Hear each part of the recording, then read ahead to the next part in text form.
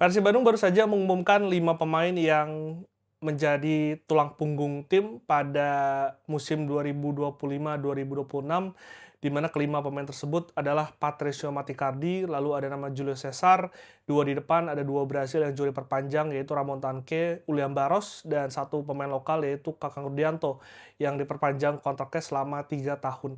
Memang gua merupakan salah satu yang mungkin bertanya-tanya, kenapa pemain-pemain ini yang sebelumnya gue prediksi akan dilepas tapi malah diperpanjang oleh Persib di musim depan. Kecuali mungkin Maticardi, karena Maticardi adalah salah satu jantung pertahanan dari Persib, duetnya dengan Barba menurut gue tidak tergantikan. Justru Persib agak sedikit fragile dalam hal pertahanan ketika Maticardi tidak dipasangkan oleh Barba, karena kedua pemain ini saling mengisi. Kita tahu Maticardi punya kemampuan bola-bola atas yang cukup baik, sementara untuk speed yang memang tidak dimiliki oleh Maticardi, musim lalu bisa ditutup oleh Barba yang bermain lebih stylish, yang bermain lebih dinamis. Nah, itu yang akan gue nantikan apakah duetnya dengan Mutombo di musim ini bisa sekuat ataupun gue harapkan bisa lebih kuat dibandingkan dengan duet Maticardi dan juga Barba di musim lalu. Tapi Patricio Maticardi menurut gue menjadi pemain Argentina yang sangat layak untuk bisa dipertahankan, mengingat performanya yang menurut gue ini pemain yang underrated, tidak banyak terekspos, tidak banyak sorotan, tidak banyak postingan di sosial media, tapi kemampuannya di lapangan memberikan ketenangan di lini pertahanan dari Persib Bandung.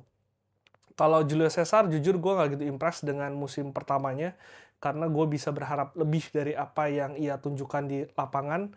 Beberapa kali ketika dia bermain, banyak melakukan kesalahan-kesalahan yang menurut gue tidak perlu dilakukan. Salah satu kesalahan mungkin ketika melawan PSM, ketika kebobolan, ada miskonsentrasi dari Julio Cesar, meskipun akhirnya Julio Cesar bisa diandalkan di menit terakhir, mencetak gol kemenangan dari Persib di Pare-Pare. Dan mungkin salah satu kelebihan dari seorang Julio Cesar adalah passion-nya dalam membela tim yang sangat ia perlihatkan, tapi gue harapkan di musim depan bisa diimbangi dengan kualitas permainan dan juga membuat lini pertahanan Persib ini lebih tenang, karena secara quality memang ketika kemarin Julio Cesar dipasangkan oleh Maticardi atau Barba, ini tidak begitu stabil, tidak setenang ketika gue tonton Barba dan juga seorang Maticardi bermain. Jadi menurut gue Julio Cesar di musim pertamanya di Super League tidak begitu bagus tapi tidak begitu buruk juga. Jadi so-so, dan gue harapkan bisa ada kualitas lebih yang ditunjukkan pemain Brasil ini di musim depan. Kalau Kakang Rudianto menurut gue memang layak untuk dipertahankan, terutama untuk di Super League, karena Kakang adalah satu pemain lokal yang meskipun bermain karena regulasi U23 kemarin, tapi yang membuktikan ia tidak bermain 45 menit saja, dia tidak bermain hanya untuk mengisi regulasi saja, tapi konsistensinya membuat akhirnya Kakang dipercaya oleh Bojan Hodak bermain full dalam beberapa pertandingan. Tapi catatan yang perlu harus diperhatikan oleh Kakang adalah bagaimana kemampuan dia dalam ofensif, karena sangat jomplang ketika dia bertahan begitu kuat, tapi sangat sulit untuk bisa membantu serangan dari Persib, sehingga di musim lalu kalau kalian lihat sebetulnya serangan-serangan dari bek sayap ini lebih tertumpu pada Eliano di sisi kiri.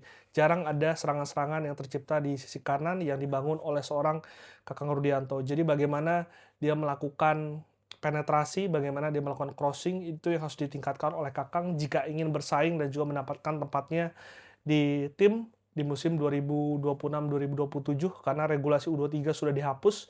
Jadi persaingan bebas akan terjadi dalam tim. Jadi menurut gue Kakang punya kualitas itu untuk bisa menunjukkan kemampuannya dan juga menunjukkan konsistensinya seperti apa yang ia tunjukkan di musim lalu. Ramon dan juga Barros menurut gue dua dua pemain yang banyak dikritik di musim lalu. Barros baru bisa mencetak gol pertamanya kalau nggak salah lawan Borneo setelah beberapa pekan dikritik karena sulit untuk bisa mencetak gol. Dan memang di momen-momen tertentu Ramon ini memiliki kemampuan yang sangat baik. Tapi sekali lagi Persib butuh pemain yang konsisten dalam mencetak gol, butuh goal getter, butuh pembeda, bukan pemain yang angin-anginan. Dan Ramon menurut gua belum bisa menunjukkan hal itu di musim lalu. Memang Ramon punya kelebihan lain, bagaimana fisiknya, bagaimana duelnya, karena ini pemain yang memiliki kemampuan holding the ball yang sangat baik, bisa menjadi tembok untuk rekan-rekannya, bisa bermain dalam sistem, dan Ramon secara postur, secara fisik ini cocok untuk bermain di Super League, tapi kurang cocok untuk bermain di ACL2 yang lebih memainkan skema permainan yang menerapkan sistem permainan. Terlihat dari torehan gol dari Ramon, 1 gol dicetak di Asia dan 8 gol dicetak di Super League. Karena di Super League kita tahu, biasanya striker-striker asing yang memiliki fisik kuat, yang bisa menang-menang duel dan juga bisa mencetak banyak gol. Jadi dengan banyaknya kompetisi yang bisa dimainkan oleh Persib di musim depan, ya Ramon menurut gua bisa menjadi andalan di, eee, liga lokal. Tapi tidak untuk Ulian Baros, karena Ulian Baros meskipun ini pemain yang di awal musim banyak mencetak gol, golnya melawan Persebaya itu salah satu gol yang gue ingat dari skema counter attack. Beberapa gol juga dicetak di awal musim, tapi memang di paruh musim kedua sangat sulit untuk bisa menambah golnya. Tapi udah berkali-kali gue katakan di musim lalu, Ulian Baros ini memiliki kemampuan defensif yang sangat baik. Fisiknya sebagai pemain sayap ini sangat sangat baik.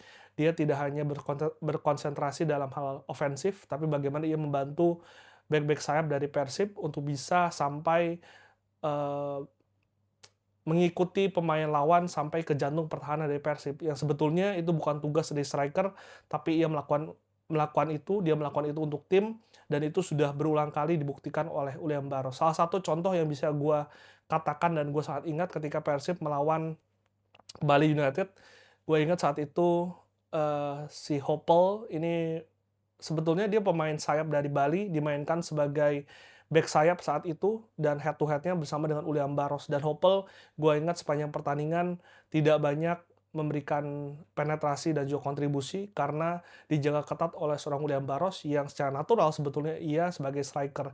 Jadi musim depan ketika dia sudah memiliki kemampuan beradaptasi dengan sistem permainan yang ada, gue harapkan bisa diimbangi dengan bagaimana dia sangat efektif dalam mencetak gol. Karena sebetulnya Baros banyak memiliki peluang, tapi efektivitasnya di depan gawang ini menjadi pertanyaan dan sering membuang peluang yang sebetulnya itu 99% menjadi gol. Tapi menurut gue di musim depan, ketika musim lalu Persib kalau misalkan Ramon tidak perform, hanya ada pilihannya Andrew Yung di bangku cadangan. Kalau di musim ini sedikit banyak lebih banyak pilihan, karena kita tahu dengan kedatangan seorang Luka Menalo, lalu juga ada nama si Ragnar Ortmangun dan juga si Sekulic.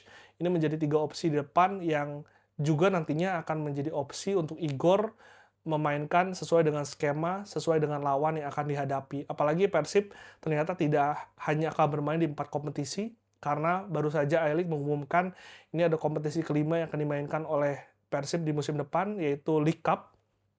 Akan dimulai di bulan November mendatang, tapi Persib Bandung dan juga Borneo FC yang berada di peringkat 1 dan juga peringkat 2 di musim lalu sudah akan berada di quarter final dan akan memainkan pertandingannya di akhir bulan Januari 2027. Tapi tetap ini kompetisi yang kita lihat bagaimana Persib nantinya membagi tim dalam kompetisi-kompetisi tersebut, mana prioritas yang akan diprioritaskan oleh tim kepelatihan, apakah akan fokus penuh di Asia, apakah akan tetap mencoba untuk mempertahankan gelar juara di Super League, atau juga ingin mengawinkan seluruh gelaran yang diikuti oleh Persib, baik itu di Asia, di lokal, ataupun di League Cup. Dan kita akan nantikan karena Piala Presiden ini akan dimainkan dalam waktu 1 pekan ke depan. Ini juga menarik untuk bisa melihat debut dari para pemain baru dari Persib, bagaimana nanti proses adaptasi, dan juga nanti gue harapkan ada pemain muda yang bisa menonjol, yang bisa membuktikan kualitasnya ketika dia diberikan kesempatan di Piala Presiden.